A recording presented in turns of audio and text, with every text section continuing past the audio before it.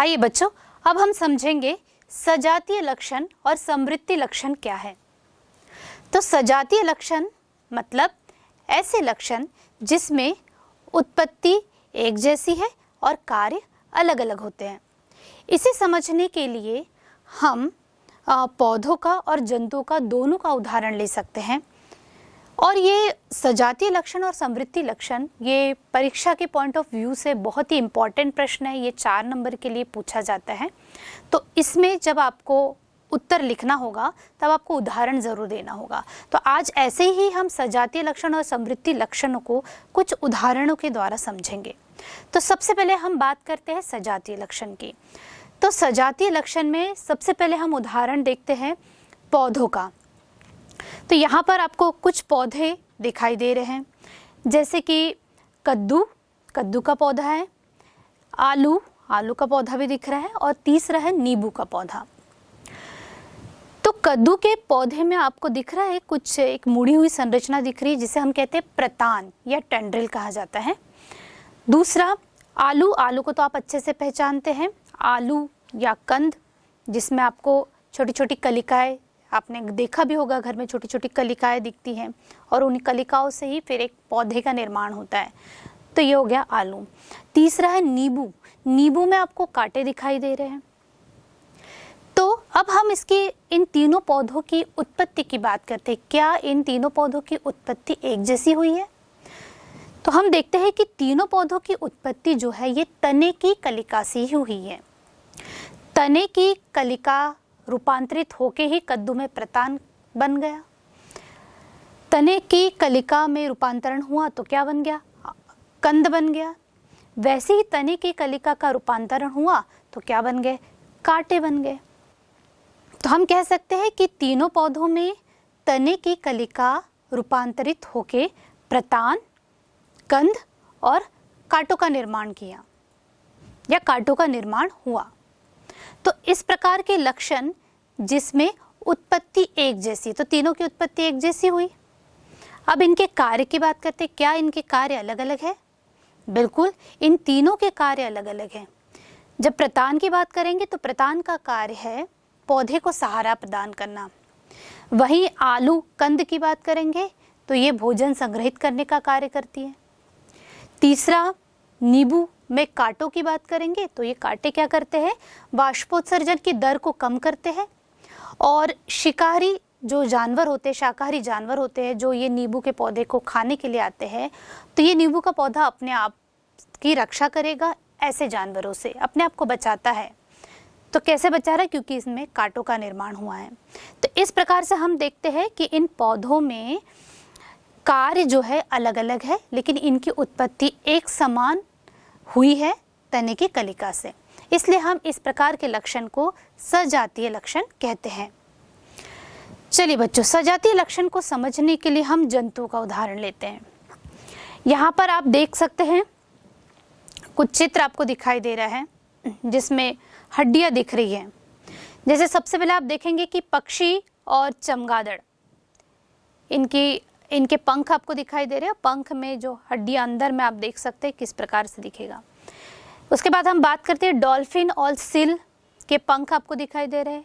आगे जाते हैं तो कुत्ता और भेड़ की अगली टांग आपको दिखाई दे रही है, ठीक है। और फिर है मनुष्य और छछूंदर के अग्रपाद। जब इन सभी जंतुओं की अगर हम हड्डियों की बात करें तो इन सब की हड्डियों में जो अगली हड्डी है ये ह्यूमेरस है, और इस अगली हड्डी से जुड़ी हुई जो दूसरी हड्डियां है वो है रेडियस और अल्ना। आप सब में ये देख सकते हैं, अगली हड्डी है ह्यूमेरस, और इन हड्डी से जुड़ी हुई जो अगली दूसरी हड्डियां है वो है रेडियस और अल्ना। इस प्रकार से हम कह सकते हैं कि इन सभी जीवों के, इन सभी जानवरों के जो पूर्वज थे वो एक जैसे थे, क्योंकि इन सब में हड्डियां जो है एक जैसी है। तो इनके पूर्वज एक जैसे हुए, मतलब इन सभी जानवरों की उत्पत्ति एक ही पूर्वज से हुई है। चलिए अब हम इनके कार्य की बात करते हैं। तो कार्य अगर हम बात करेंगे, पक्षी और चमगादड़ के कार्य की बात करेंगे तो इनका कार्य होता है उड़ना। इनमें जो पंख होते हैं ये उड़ने में सहायक होते हैं। दूसरा, डॉल्फिन और सील, इनके जो पंख होते हैं इन्हें पानी में तैरने में सहायता करते हैं। फिर है अगली टांग, जो कि कुत्ते और भेड़ में जो अगली टांग पाई जाती है, ये इनको दौड़ने में, चलने में सहायता करते हैं। और मनुष्य में जो अग्रपाद होते हैं या छछूंदर में जो अग्रपाद होते हैं, ये किसी भी चीज़ को पकड़ने में सहायता करते हैं। इस प्रकार से हम देखते हैं कि इन सभी जंतुओं की उत्पत्ति तो एक जैसी है, लेकिन इनके कार्य कैसे हैं, अलग अलग है। इसलिए ऐसे लक्षणों को हम सजातीय लक्षण कहते हैं। तो बच्चों, सजातीय लक्षण में आप फिंच पक्षी का भी उदाहरण दे सकते हैं, क्योंकि फिंच पक्षी जो होते हैं इनका ये फिंच पक्षी जो होते हैं इनके पूर्वज भी एक जैसे थे, मतलब इनकी उत्पत्ति एक समान पूर्वज से हुई है, लेकिन इनके कार्य जो है ये अलग अलग है। तो फिंच का उदाहरण देकर भी आप लिख सकते हैं परीक्षा में। अब हम बात करते हैं समवृत्ति लक्षण की। तो समवृत्ति लक्षण को आप ऐसे याद रखेंगे कि सजातीय लक्षण में जो हमने परिभाषा देखी है उसी का उल्टा हो जाएगा समवृत्ति लक्षण में। कैसे? तो समवृत्ति लक्षण मतलब ऐसे लक्षण जिसमें उत्पत्ति अलग अलग है लेकिन कार्य कैसे है, समान है। लेकिन सजातीय लक्षण में हमने क्या बोला था? सजातीय लक्षण ऐसे लक्षण जिसमें उत्पत्ति एक जैसी है और कार्य अलग अलग है। तो आप दोनों का डिफरेंस समझ गए होंगे। तो चलिए समवृत्ति लक्षण को भी हम उदाहरण से समझते हैं। जैसे यहाँ पर आप देख सकते हैं पक्षी के पंख दिखाई दे रहे हैं और वहीं पर आप देख रहे हैं तितली के पंख दिखाई दे रहे हैं।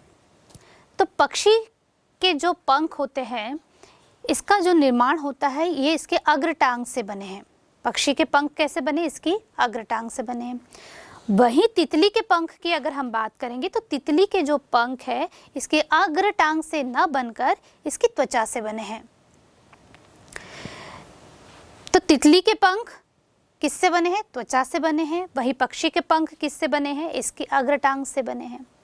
तो दोनों की उत्पत्ति हुई ना अलग अलग। अब इनके कार्य की बात करते हैं। तो दोनों का कार्य मतलब पक्षी में जो पंख पाए जाते हैं और तितली के जो पंख पाए जाते हैं, हम अच्छे से जानते हैं कि पंख की सहायता से वो क्या करते हैं? उड़ते हैं। तो दोनों के कार्य क्या हो गए? समान हो गए, लेकिन इनकी उत्पत्ति कैसी हुई? असमान, अलग अलग। तो इस प्रकार के लक्षणों को हम क्या कहेंगे? बिल्कुल सही, समवृत्ति लक्षण कहेंगे। एक और उदाहरण लेते हैं, हम पौधों का उदाहरण लेते हैं। पौधों का उदाहरण भी आप परीक्षा में लिख सकते हैं। जैसे यहाँ पर आप देख रहे हैं शकरकंद और दूसरा आप देख रहे हैं आलू। तो शकरकंद जहाँ पर एक संशोधित जड़ है, वहीं आलू जो है ये संशोधित तना है। तो तने का रूपांतरण आलू में हुआ है, यहाँ हम कह सकते हैं कि जड़ का रूपांतरण शकरकंद में हुआ है। तो दोनों की उत्पत्ति क्या हुई? अलग अलग हुई। लेकिन दोनों के कार्य की अगर हम बात करेंगे तो दोनों का कार्य है भोजन को संग्रहित करके रखना, भोजन का संग्रहण करना। तो ये समवृत्ति लक्षण का बहुत अच्छा उदाहरण है कि ऐसे लक्षण जिसमें उत्पत्ति अलग अलग होती है लेकिन कार्य समान होते हैं, ऐसे लक्षण को हम समवृत्ति लक्षण कहते हैं। बच्चों, अब हमारा अगला टॉपिक है चयन और विकास। तो जब डार्विन का बीगल का सफ़र ख़त्म हुआ था और वो इंग्लैंड वापस आ गए थे, जितना भी जानकारी उन्होंने इकट्ठी की थी, जितना भी विवरण उनके पास आ गया था, उन पर वो अध्ययन करने लगे। उस समय कृत्रिम चयन के बारे में उन्हें ये पता चला कि कृत्रिम चयन ऐसा चयन है जिससे मनुष्य अपनी इच्छा अनुसार पसंदीदा लक्षणों का चुनाव करता है और नई नई प्रजातियों का, चाहे पौधों की बात करें या जानवर की बात करें, नई नई प्रजातियों का निर्माण कर सकता है। तो उनके मन में आया कि प्रकृति में जो इतने सारे विविध प्रकार के जो जीव दिखते हैं, क्या वे भी किसी चयन प्रक्रिया का नतीजा है? फिर डार्विन ने आगे चलकर प्राकृतिक चयन क्या होता है इसके बारे में बताया। डार्विन ने कहा कि प्राकृतिक चयन भी एक प्रकार से प्रकृति के द्वारा स्वतः चलने वाली प्रक्रिया है, जिसमें प्रकृति अपनी इच्छा अनुसार ही चुनाव करेगी कि कौन सा जीव जीवित रहेगा, कौन सा नहीं। तो इस प्रकार का जो चयन है उसे हम प्राकृतिक चयन कहते हैं। तो बच्चों, ये प्रश्न परीक्षा में पूछा जाता है कि प्राकृतिक चयन और कृत्रिम चयन में क्या अंतर है, प्राकृतिक चयन किसे कहते हैं, कृत्रिम चयन किसे कहते हैं, ये भी प्रश्न आ सकते हैं। इन्हें आपको उदाहरण देकर समझाना होगा। तो सबसे पहले हम समझते हैं कि प्राकृतिक चयन मतलब कैसा चयन होता होगा। जैसे यहाँ पर आप देख रहे हैं मूली का खेत नज़र आ रहा है। ये मूली का खेत है और काफ़ी मूली के पौधे हमको यहाँ पर दिखाई दे रहे हैं। लेकिन अगर प्राकृतिक आपदा आ गई, बाढ़ आ गई, तो क्या होगा, पौधे बह जाएंगे। तो यहाँ पर दिख रहा है कि कुछ पौधे जो है बह गए, लेकिन कुछ पौधे बच गए।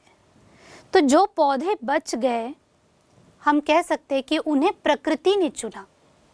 तो इस प्रकार का जो चयन हुआ उसे हम प्राकृतिक चयन कहते हैं। प्राकृतिक चयन को समझने के लिए आइए हम फैट सिमुलेशन के द्वारा समझेंगे कि प्राकृतिक चयन क्या है। यहाँ एक मैदान, एक सफेद रंग का खरगोश दिख रहा है। खरगोश भोजन की तलाश में इधर उधर घूम रहा है। अब देखिए उसे भोजन मिल गया। वहां कुछ समय बाद एक और खरगोश आ जाता है। अब इन खरगोश के बीच में जब लैंगिक प्रजनन होता है तो धीरे धीरे इनकी संख्या बढ़ने लगती है। जैसी खरगोश की संख्या बढ़ती है, आप ग्राफ में भी देख सकते हैं कि कैसे ग्राफ ऊपर की ओर जा रहा है। जब खरगोश की संख्या धीरे धीरे कम होगी तो ग्राफ नीचे की ओर जाएगा। अब देखिए कुछ भेड़िया आ जाते हैं जो खरगोश का शिकार करने लगते हैं। ये भेड़िया कुछ खरगोश को अपना भोजन बना लेते हैं। अब फिर से धीरे धीरे खरगोश की संख्या कम होने लगी। तो आप ग्राफ में देख सकते हैं कि कैसे ग्राफ का जो लेवल है वो नीचे की तरफ आ रहा है। अपने अस्तित्व को बनाए रखने के लिए खरगोश फिर से लैंगिक प्रजनन से नए खरगोश जन्म लेते हैं। धीरे धीरे फिर से इनकी संख्या बढ़ जाती है। फिर से आप ग्राफ में देख सकते हैं कि जैसी संख्या बढ़ी ग्राफ ऊपर की ओर जा रहा है। अब कुछ समय बाद खरगोश के एक और नई प्रजाति आ जाती है। जैसे आप यहाँ पर देख रहे हैं भूरे रंग का खरगोश जब उस मैदान में आ जाता है, अब क्या होगा, फिर से इन खरगोशों में लैंगिक प्रजनन होने लगेगा। लैंगिक प्रजनन से नए भूरे रंग के खरगोश का जन्म होगा। देखिए जैसे नए भूरे रंग के खरगोश का जन्म हुआ, इनकी संख्या बढ़ने लगी। आप ग्राफ में भी देख सकते हैं कैसे ग्राफ ऊपर की तरफ जा रहा है। फिर से यहाँ पर जब भेड़िया शिकार करने आया, उन्होंने कुछ खरगोश को खा लिया। जब सफेद खरगोश को ये भेड़िया ज्यादा खाता है तो इनकी संख्या धीरे धीरे कम हो जाती है। भूरे रंग के खरगोश ने इस आपदा से अपने आप को बचा लिया, तो इनकी संख्या धीरे धीरे क्या होने लगेगी, बढ़ने लगेगी। तो जो जीव बच जाता है उसकी आबादी धीरे धीरे बढ़ने लगती है। तो हम कह सकते हैं कि प्रकृति ने इन जीवों को चुना, इसलिए भूरे रंग के खरगोश की संख्या बढ़ने लगी और सफेद रंग के खरगोश की संख्या धीरे धीरे कम होने लगी। तो क्योंकि प्रकृति ने इसे चुना, इसलिए हम इसे प्राकृतिक चयन कहते हैं। बच्चों अब हम बात करते हैं कृत्रिम चयन और इसको एक उदाहरण के द्वारा समझेंगे। कृत्रिम चयन जिसको मनुष्य अपने पसंदीदा लक्षणों का चुनाव करेगा, पौधों के कुछ लक्षणों का चुनाव करेगा और एक नई फसल या नई प्रजाति का निर्माण करेगा। ऐसे ही कुछ पसंदीदा लक्षणों के जानवरों का चुनाव करेगा और उनसे एक नई प्रजाति का निर्माण करेगा। इस प्रकार का जो चयन होता है उसे हम कृत्रिम चयन कहते हैं। आपने देखा होगा कि पालतू कुत्तों की अधिकतम नस्लें आपने देखी होगी, अलग अलग प्रकार के कुत्ते आपने देखे होंगे। तो ये कैसे बने? इन्हें मनुष्य ने बनाया है अपने पसंदीदा लक्षणों का चुनाव करके। इस प्रकार से पालतू कुत्तों की अलग अलग नस्ल बनाई गई है। तो ये किसका उदाहरण हो गया? कृत्रिम चयन का। और आप देख रहे हैं कि फसलों की अगर हम बात करें तो गेहूं की बहुत सारी किस्में, चावल की, धान की बहुत सारी किस्में आप खाते हैं। तो ये इतनी अलग अलग प्रकार की प्रजातियां हम देखते हैं। तो ये कहाँ से बनी, कैसे बनी? तो इनको कृत्रिम चयन के द्वारा बनाया गया है। ऐसे ही आप देख सकते हैं गुलाब को। देखिए अलग अलग प्रकार के गुलाब, छोटे आकार के, बड़े आकार के, अलग अलग रंग के ये गुलाब आप देख रहे हैं, तो ये भी कैसे बने? इसे भी मनुष्य ने अपनी इच्छा अनुसार अच्छे लक्षणों का चुनाव करके इस प्रकार के गुलाबों का निर्माण किया है। तो ये भी किसका उदाहरण हो गया? कृत्रिम चयन का। ऐसे आप देखेंगे गुड़हल के फूल को देखेंगे, गुड़हल के फूल भी बहुत अलग अलग रंग के आप देख सकते हैं, आकार में भी ये छोटे बड़े आप देख सकते हैं। तो ये भी कृत्रिम चयन का बहुत अच्छा उदाहरण है। ऐसे बच्चों, अपने मार्केट जब आप जाते हैं तो फलों को देखते हैं आप, पहले जो फल हुआ करते थे, अभी जो आप फल देखते हैं काफ़ी ताज़े दिखाई देते हैं, आकार में काफ़ी बड़े भी होते हैं और इनमें काफ़ी पोषक तत्व भी होते हैं। तो ये फलों का निर्माण भी कैसे हो रहा है, जिसको हम हाइब्रिड कहते हैं, इन फलों का निर्माण भी कैसे हो रहा है? कृत्रिम चयन के द्वारा हो रहा है। इसे हम अपनी इच्छा अनुसार बना रहे हैं। ऐसे ही आप देख रहे हैं यहाँ पर सब्जियाँ, ठीक है, तो यहाँ सब्जियाँ देख रहे हैं, यहाँ पर आप देख सकते हैं कि सरसों का एक पौधा दिख रहा है और सरसों की इस प्रजाति से, इसके अलग अलग भाग से ही बहुत सारी सब्जियों का निर्माण किया गया है, बहुत सारी प्रजातियां बनाई गई और जिसको हम खाते हैं सब्जी के रूप में। जैसे यहाँ पर आप देख रहे हैं कि सरसों की ये प्रजाति है, इससे नवलगोल, अगर इसके तने से एक प्रजाति बनी नवलगोल, नवलगोल जो तने का एक रूपांतरित भाग है, ठीक है, इसकी पत्तियाँ छोटी छोटी होती है और तना जैसा दिखता है हरे रंग का, जिसको हम सब्जी के रूप में खाते हैं। वैसे ही सरसों के पौधे से एक और प्रजाति का निर्माण हुआ जिसको हम कहते हैं मूली, मूली, ठीक है, ये जड़ है, ठीक है, इसे भी हम खाते हैं। ब्रोकली आपने देखा होगा, जो गोभी के जैसा ही दिखता है लेकिन ये बहुत हरे रंग का होता है, तो ये भी काफ़ी पौष्टिक होता है, इसमें बहुत ज़्यादा मात्रा में पोषक तत्व होते हैं। तो ये भी क्या है, इसका भी जो निर्माण हुआ है ये पुष्पकलिका और तने से इसका निर्माण हुआ है। तो ये भी एक प्रजाति जिसको हम सब्जी के रूप में खाते हैं। ऐसे ही है पत्ता गोभी और फूल गोभी, ये दो सब्जियां और है जिसका भी निर्माण पत्ता गोभी मतलब पर्णकलिका से हुआ है, फूल गोभी मतलब पुष्पकलिका से इसका निर्माण हुआ है। तो इस प्रकार से हम बहुत अलग अलग प्रकार की प्रजातियों का निर्माण करते हैं कृत्रिम चयन के द्वारा और फिर इन्हें सब्जी के रूप में खाते हैं। तो डार्विन ने चयन की प्रक्रिया को समझाया था और उन्होंने बताया था कि जो चयन है ये दो प्रकार का होता है, कृत्रिम और प्राकृतिक चयन। डार्विन के बाद एक और वैज्ञानिक आए जिनका नाम था अल्फ्रेड रसेल वेलेस। ये जो वैज्ञानिक थे ये भी बीगल यात्रा पर गए डार्विन के बाद। इन्होंने भी बहुत सारे स्तनधारी जीवों पर अध्ययन किया, तितलियों पर अध्ययन किया और बहुत सारी जानकारी इन्होंने भी इकट्ठी की और जानकारी एकत्रित करने के बाद वो डार्विन ने जो निष्कर्ष निकाला था वैसे ही निष्कर्ष पर ये पहुँचे। और इन्होंने भी बताया कि जो नई नई जीव आते हैं, नई नई जीवों की जो प्रजातियाँ आती है, इनका निर्माण पहले से उपस्थित प्रजातियों से ही हुआ है। ये भी वेलेस और डार्विन दोनों ने बताया था। अब हम बात करेंगे विकास के सिद्धांत की। तो डार्विन और वेलेस ने जब जीवों पर गहन अध्ययन किया था तो उन्होंने कुछ निष्कर्ष निकाले, कुछ नतीजे निकाले, उसके आधार पर उन्होंने जीवों के विकास के कुछ सिद्धांत को प्रतिपादित किया था। ये सिद्धांत क्या क्या है इसके बारे में हम जानते हैं। उसके पहले हम ये जानेंगे कि इससे संबंधित परीक्षा में प्रश्न कैसे आता है। तो इससे संबंधित परीक्षा में प्रश्न आपको पूछा जाता है कि जीवों के विकास के सिद्धांत के मुख्य बिंदु क्या है। ये 4 नंबर के लिए प्रश्न आता है और आपको कम से कम 4 पॉइंट लिखना होता है। तो विकास के सिद्धांत में हम कुछ 6 पॉइंट पढ़ेंगे, उसमें से जो आपको सबसे सरल लगते हो वो 4 पॉइंट आप परीक्षा में लिख सकते हैं। तो सबसे पहला जो सिद्धांत डार्विन और वेलेस ने दिया था, उन्होंने बताया कि जीवों में विविधता पाई जाती है और जिसके कारण उनके जो जीने की क्षमता होती है उनमें भी अंतर पाया जाता है। कोई जीव बहुत ज़्यादा जीता है, कोई जीव कम जीता है। जो जीव ज़्यादा जीता है वो अपने आप को उस परिवेश में ढाल लेता है और फिर धीरे से उनसे एक नई प्रजाति का निर्माण होता है। तो ये किस वजह से हो रहा है? क्योंकि जीवों में विविधता पाई जाती है और जो अपने आप को उस परिवेश में नहीं ढालेगा वो जीव या तो बचेगा नहीं या धीरे धीरे उसकी संख्या क्या हो जाएगी? कम हो जाएगी। दूसरा सिद्धांत डार्विन और वेलेस ने विकास का सिद्धांत दिया था। उन्होंने बोला कि विश्व में जितनी भी प्रजातियों की रचना हुई है वो एक झटके में नहीं बल्कि पहले से मौजूद प्रजातियों से होती है। जैसे कि अगर हम बोलेंगे कि मनुष्य जो बना है वो एक झटके में नहीं बना है।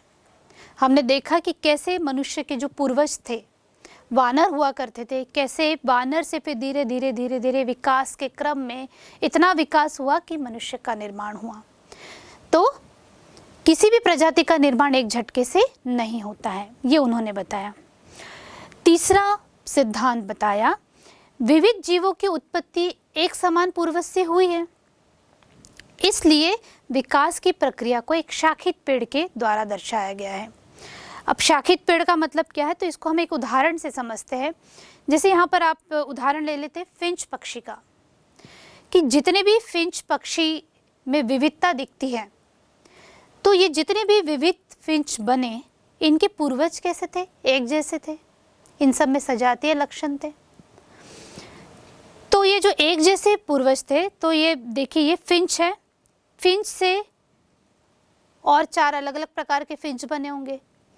तो यहाँ पर जैसे देखिए कि एक फिंच ऐसा है जो गाने वाला फिंच है, दूसरा फिंच जो है वो है कलियां खाने वाला फिंच, तीसरा फिंच जो है वो पेड़ पर रहने वाले फिंच, और कुछ फिंच ऐसे थे जो जमीन पर रहते थे। तो हो गए अलग अलग प्रकार के फिंच। फिर इनसे जब नई प्रजाति बनी होंगी, तो गाने वाले जो फिंच थे उनसे जब नई प्रजाति बनी तो ये 2 प्रकार की बन गई, हरे रंग के फिंच और स्लेटी रंग के फिंच, ये भी गाने वाले फिंच थे। इसी प्रकार से जो फिंच कलियां खाते थे वो शाकाहारी फिंच हो गए। ऐसे ही जो पेड़ पर रहने वाले फिंच थे, तो कुछ फिंच ऐसे थे जो बड़े पेड़ पर रहने लगे, कुछ फिंच ऐसे थे जो छोटे पेड़ पर रहने लगे। फिर जमीन पर रहने वाले जो फिंच थे उनमें से कुछ फिंच ऐसे थे जो बड़े मैदान में रहते थे, कुछ छोटे मैदान में रहते थे। फिर वहाँ पर जो उनको भोजन मिलता था उस हिसाब से कुछ फिंच ऐसे थे जमीन पर रहने वाले जो बीज खाते थे, कुछ कैक्टस के फूलों का रस चूसते थे। तो क्या हुआ, इन सभी फिंच का जो निर्माण हुआ है उनके पूर्वज कैसे थे, फिंच पक्षी ही थे। इन्हीं से ये विविध प्रकार के फिंच बने, इसलिए इसे एक शाखित पेड़ के द्वारा दर्शाया है। इसी प्रकार से हम देखते हैं 5 जगत वर्गीकरण। तो 5 जगत वर्गीकरण में हम देख रहे हैं कि पहला जो जगत है जगत मोनेरा। जगत मोनेरा में जितने भी जीव है, प्रोकैरियोटिक जीव है, धीरे धीरे में इनमें ऐसा विकास हुआ होगा कि फिर जगत प्रोटिस्टा बन गए। जगत प्रोटिस्टा में भी कुछ ऐसे परिवर्तन, ऐसा विकास हुआ होगा। तो कौन कौन से जीव बने, जगत फंजाई, फिर जगत प्लांटी, जगत एनिमिलिया। इस प्रकार से जो 5 जगत है उसको भी एक शाखित पेड़ के द्वारा दर्शाया गया है। फिर चौथा सिद्धांत उन्होंने दिया कि किसी भी जगह पर पाए जाने वाले जो जीव होते हैं, उनकी जो जनसंख्या होती है जीवों की, उनमें विविधता पाई जाती है, और इनमें से जो विविधता है या जो विभिन्नता है वो एक पीढ़ी से दूसरी पीढ़ी में जाती है। जैसे कि किसी के बालों का रंग, एक पीढ़ी में, एक जनसंख्या में बालों का रंग काला है, तो उसमें से कुछ विभिन्नता अगली पीढ़ी में जाएगी। तो अगली पीढ़ी में हो सकता है बालों का रंग जो है काला हो या कुछ चेंज हो जाए।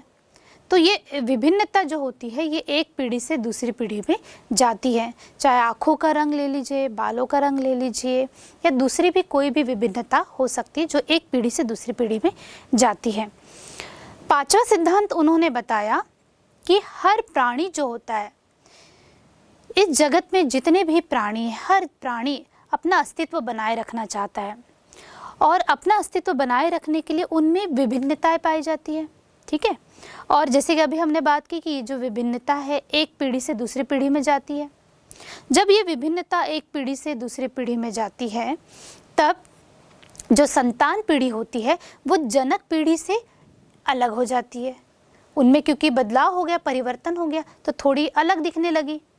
फिर वो जो संतान पीढ़ी से जब नई प्रजाति बनेगी तो वो और भी अलग हो जाएगी, एक नई प्रजाति का निर्माण होगा। इस प्रकार से ये विभिन्नता के कारण जीवों का विकास जो है वो चलते रहता है। 6वां सिद्धांत उन्होंने दिया कि ये जो विभिन्नता हम जो बोल रहे हैं कि ये जो विभिन्नता एक पीढ़ी से दूसरी पीढ़ी में जाती है, ये काफ़ी लाभदायक सिद्ध होती है, और ये लाभदायक विभिन्नता के कारण ही विविध प्रजातियां जो है वो आवास में रहने लगती है। जो ज़्यादा सक्षम प्रजाति होगी वो क्या करेगी, वहाँ से पहले मौजूद जो आबादी है उसका स्थान लेने लगेगी।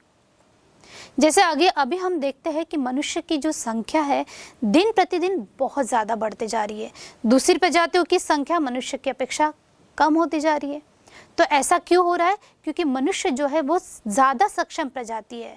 तो पहले बहुत जंगल हुआ करते थे, जानवर हुआ करते थे, तब मनुष्य की संख्या कम थी, लेकिन धीरे धीरे मनुष्य की आबादी बढ़ने लगी क्योंकि ये सबसे ज़्यादा सक्षम प्रजाति है और इसने दूसरे जीवों का स्थान ले लिया है।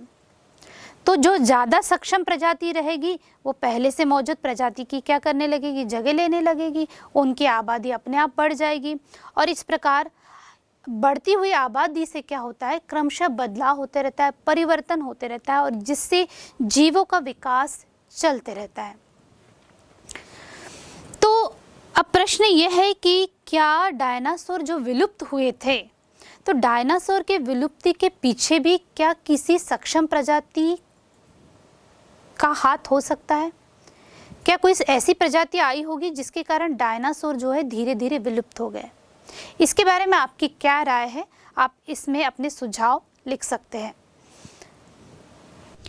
क्या आप जानते हैं जैव विकास के सिद्धांत एवं उसे प्रतिपादित करने का विवरण डार्विन द्वारा लिखित पुस्तक on the origin of species by natural selection तथा वेलिस द्वारा लिखित पुस्तक डार्विनिज्म में मिलता है। ये पुस्तकें क्रमशः सन 1859 और सन 1889 में छपी थी। क्या आप जानते हैं कि डार्विन्स फिंचेस क्या है और ये बायोलॉजिस्ट्स के लिए इतनी इंपॉर्टेंट क्यों है? वैसे फिंच एक खास तरह की छोटी चिड़िया होती है। वह लंबे समय से फिंचेस पे स्टडी होती आ रही है जो कई तरह की साइंटिफिक थियरीज के लिए जिम्मेदार हैं। लेकिन आखिर ये सब कैसे हुआ? दिसंबर 1831 में चार्ल्स डार्विन ने साउथ अमेरिका के सर्वे के लिए बीगल नाम के एक जहाज से अपनी समुद्री यात्रा शुरू की। डार्विन का क्रू कोस्ट लाइन के सर्वे में व्यस्त था, जबकि वो खुद रास्ते में पड़ने वाले आइलैंड की छानबीन कर रहे थे। 1835 में बीगल इक्वाडोर के पास गैलापागोस आइलैंड के पास पहुंचा। अपनी इस यात्रा के दौरान डार्विन ने जो नोटिस किया वो हैरान कर देने वाला था। विशाल कछुए, जलीय इग्विनास यानी गोह और फिंचेस को इकट्ठा करके डार्विन वापस आ गए। यूके वापस आने पर उन्होंने ऑर्निथोलॉजिस्ट जॉन गोल्ड के साथ उनकी स्टडी शुरू की, जिससे कई इंटरेस्टिंग रिजल्ट सामने आए। साइंटिस्ट्स ने पाया कि सभी बर्ड्स साउथ अमेरिका के मेनलैंड पर पाई जाने वाली फिंचेस के काफी सिमिलर हैं, जो इस बात को सिद्ध करती थी कि वास्तव में इन फिंचेस ने मेन आइलैंड पर बसेरा किया था। हालांकि Galapagos finches original main island species से तो अलग थी, साथ ही वो एक दूसरे से भी अलग थीं। इन फिंचेस के बीच उनके रंग, चोंच के आकार और पंजों में बड़ा अंतर था, जिसके लिए उनके खान पान को जिम्मेदार समझा गया। कुछ चिड़ियों की चोंच लंबी और पतली थी, जबकि उनके पंजे नुकीले थे, जो उन्हें कीड़े पकड़ने और खाने में उनकी मदद करते थे। जबकि दूसरी चिड़ियों की चोंच बड़ी और मजबूत होती थी, जो नट्स यानी बादाम वगैरह तोड़ने में उनकी मदद करती थी। आइलैंड के बीच दूरी ज्यादा होने के कारण फिंचेस की अलग अलग प्रजातियों के बीच प्रजनन मुश्किल था और इसलिए ऐसा माना गया कि डिफरेंट आइलैंड्स की क्लाइमेटिक कंडीशन में फिट होने के लिए ओरिजिनल मेनलैंड फिंचेस लगातार विकसित होती गईं।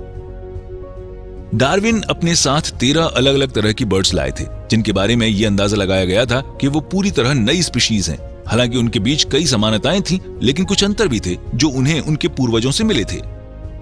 डार्विन का मानना था कि अलग अलग और एक ही प्रजातियों के बीच का अंतर महज एक संयोग था। फिंचेस के बीच वेरिएशन का एक फायदा यह था कि उनके बीच सर्वाइवल और रिप्रोडक्शन के चांसेस ज्यादा थे। डार्विन ने अपनी इस थ्योरी को नेचुरल सिलेक्शन नाम दिया और इसे एक बुक के रूप में 1859 में पब्लिश किया। अर्थ की बायोडायवर्सिटी का ओरिजिन और इवोल्यूशन काफी हद तक डार्विन की नेचुरल सिलेक्शन की थ्योरी से एक्सप्लेन किया जा सकता है। तो इस वीडियो में आपने जाना कि कैसे गैलापागोस आइलैंड्स की फिंचेस डार्विन की रिवॉल्यूशनरी थ्योरी नेचुरल सिलेक्शन के लिए जिम्मेदार हैं। क्या इन बर्ड्स का इवोल्यूशन अभी भी हो रहा है? इस बारे में आपका क्या कहना है? अब हम बात करेंगे प्रजातिकरण और अनुकूलन क्या है।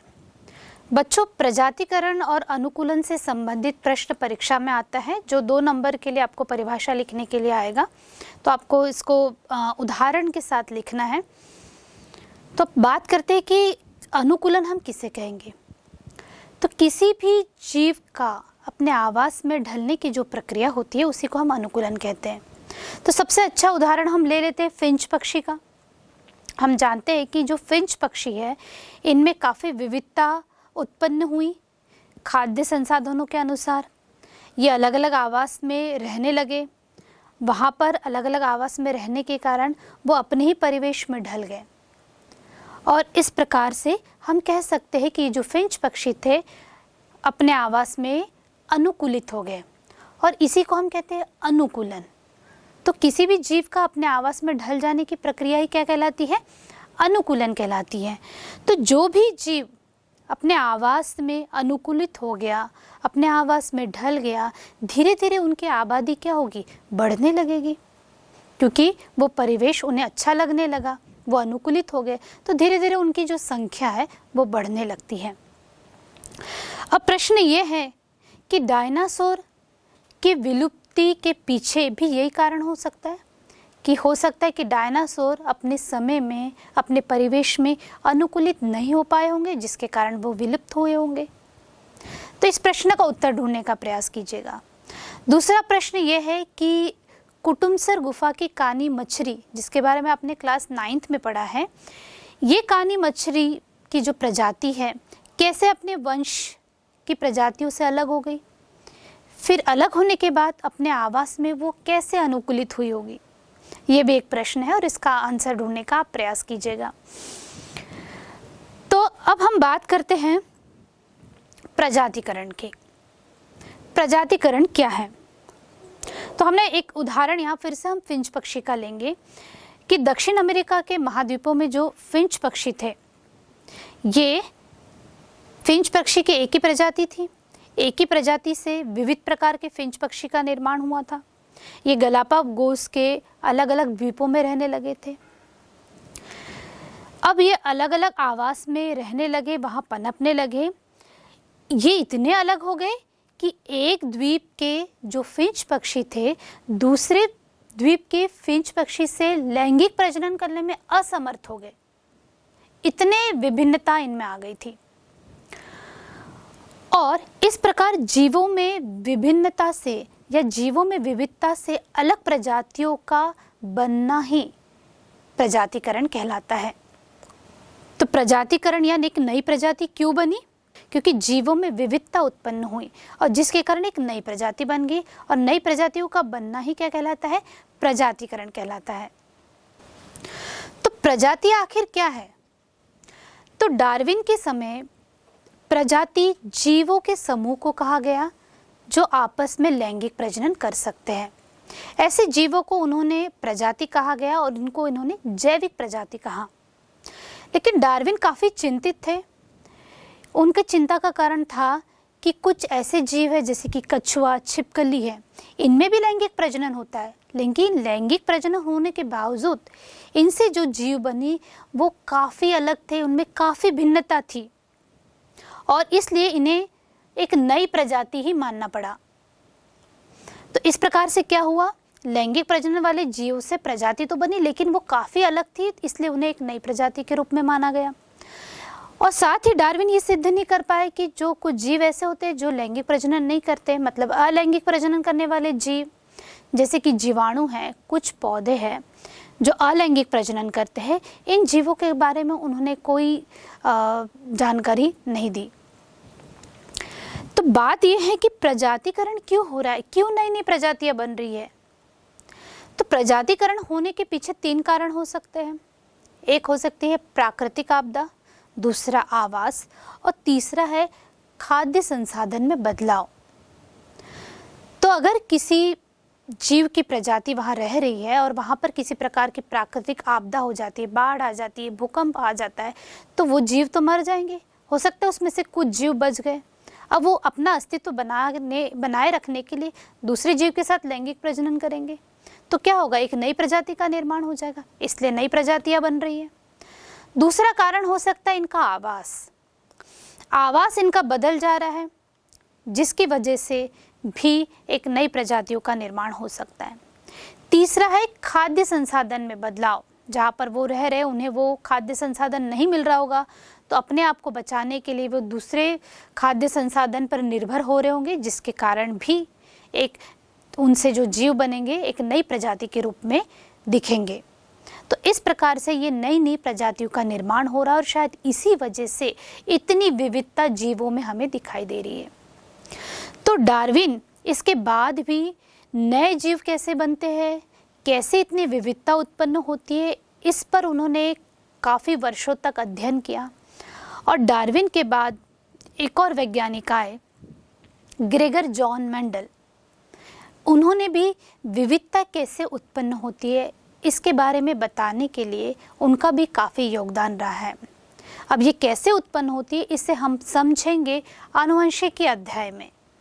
आखिर ऑस्ट्रेलिया के जानवर इतने अलग क्यों होते हैं? इस वीडियो में हम जानेंगे कि ये अद्भुत जानवर स्पीसिएशन यानी प्रजातिकरण प्रोसेस के जरिए कैसे बनते हैं। स्पीसिएशन वो प्रोसेस है जिसमें इवोल्यूशन यानी क्रमागत विकास की श्रृंखला के दौरान नए और विशिष्ट प्रकार के जीव बनते हैं। आज सभी कॉन्टिनेंट्स अलग अलग हैं, लेकिन लाखों साल पहले पेंजिया नाम का सिर्फ एक सुपर कॉन्टिनेंट हुआ करता था। लेकिन फिर समय के साथ धीरे धीरे सभी कॉन्टिनेंट्स का सेपरेशन शुरू हो गया। जब ऑस्ट्रेलियन कॉन्टिनेंट दूसरे सभी कॉन्टिनेंट से अलग हो गया तो उसके प्लांट्स और एनिमल्स भी दूसरे कॉन्टिनेंट की स्पीशीज से अलग हो गए। प्लांट्स और एनिमल्स का यही आइसोलेशन नई प्रजातियों के उद्भव का कारण बना। कॉन्टिनेंट्स के आइसोलेशन ने स्पीशीज को अलग अलग जीन्स वाले दो पूल्स में बांट दिया। ऑस्ट्रेलियन कॉन्टिनेंट में सी बैरियर होने के कारण प्लांट और एनिमल्स अपनी स्पीशीज की दूसरी पॉपुलेशन से अलग होते गए। अब नए जीन्स पूल्स के लिए क्लाइमेट, फूड और कंपटीशन जैसी कंडीशंस बिल्कुल अलग थीं। इसे स्पीसिएशन में दूसरा की पार्ट माना जाता है। जो प्लांट्स या एनिमल्स नई कंडीशंस को अडॉप्ट नहीं कर पाए उनकी डेथ हो गई, जबकि जिन्होंने नई कंडीशंस को अडॉप्ट कर लिया वो बच गए। नेचुरल सिलेक्शन प्रोसेस में जीन्स पूल्स समय बीतने के साथ चेंज होते गए, जिसके चलते स्पीशीज पीछे छोड़े गए स्पीशीज से भिन्न होते गए। स्पीसिएशन का ये तीसरा स्टेप था। इवेंचुअली स्पीशीज में इतना ज्यादा अंतर आ गया कि आइसोलेटेड स्पीशीज में इंटरब्रीडिंग बंद हो गई, जिससे नई स्पीशीज का उद्भव हुआ। ये स्पीसिएशन का फाइनल स्टेप है। ऑस्ट्रेलियन स्पीशीज के अलावा मेडागास्कर का लीमर और बाओबाब जैसे कई एग्जांपल्स हैं जो अफ्रीका कॉन्टिनेंट से अलग हो गए थे। फेमस जायंट टर्टल्स और यूनिक कॉर्मोरेंट्स यानी जलकाग साउथ अमेरिका से अलग हुए गैलापागोस आइलैंड पे पाए जाते हैं। इनके पूर्वज यहाँ या तो उड़ के आए थे या तैर के, या फिर सबसे करीब के कॉन्टिनेंट से राफ्ट यानी बेड़े के जरिए यहाँ आए थे। इन स्पीशीज की अपनी विशिष्टता है। इंसानी या प्राकृतिक कारणों से इनके अलग एनवायरनमेंट में कोई चेंज होता है तो ये विलुप्त हो सकती हैं। जब ह्यूमंस ने तस्मानियन टाइगर के हैबिटेट में घुस के इनका शिकार करना शुरू किया तो ये विलुप्त हो गए। तो ये फिजिकल बैरियर्स के कारण होने वाले स्पीसिएशन के कुछ एग्जांपल्स हैं। सेम स्पीशीज के मेंबर्स भी बायोलॉजिकल और बिहेवियरल बैरियर के कारण एक्सटिंक्ट हो सकते हैं। अलग अलग जगहों में रहने के कारण सेम स्पीशीज की बर्ड्स में समय के साथ डिफरेंट मीटिंग रिचुअल्स यानी समागम की अलग पद्धति विकसित हो जाती है, और इसलिए फीमेल्स सिर्फ उसी जगह के मेल्स के रिचुअल्स की तरफ आकर्षित होती हैं। ठीक इसी तरह अलग अलग जगहों में रहने वाले जीवों को अलग अलग क्लाइमेटिक कंडीशंस या फूड प्रेशर्स का सामना करना पड़ता है, और इसलिए उनका मेटिंग सीजन अपनी ही स्पीशीज के मेंबर्स के साथ सिंक्रोनाइज्ड नहीं होता। इस तरह की घटना नॉर्थ अमेरिका में रहने वाले टोड्स के साथ देखने को मिली है।